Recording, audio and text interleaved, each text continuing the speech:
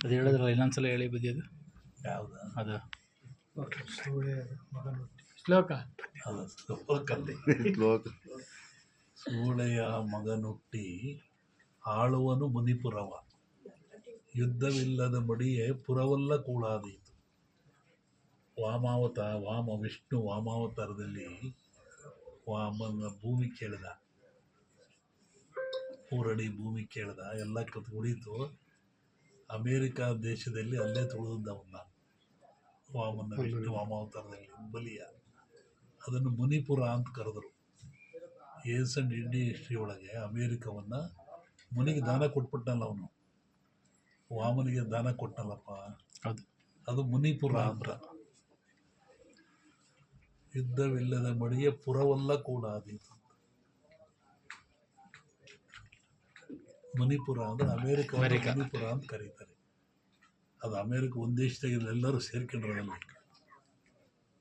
ಶ್ರಾವಣ ಮೇಲೆ ಹೇಳ್ತೀನಿ. ಅದು ಹೇಳಿದ್ರಲ್ಲ ಇನ್ನೊಂದ್ಸಲ ಹೇಳಿ ಬುದ್ಧಿ ಅದು ಯಾವ್ದು ಅದು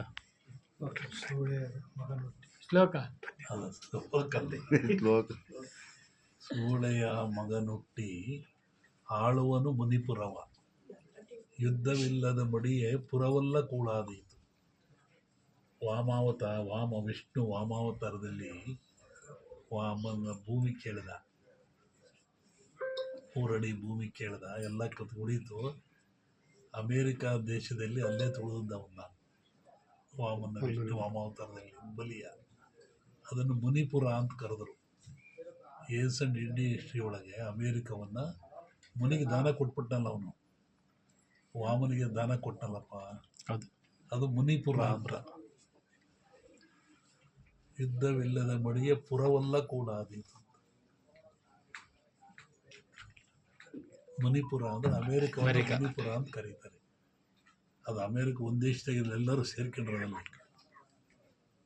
ಶ್ರಾವಣ ಮೇಲೆ ಹೇಳ್ತೀನಿ. ದೇಶವೇ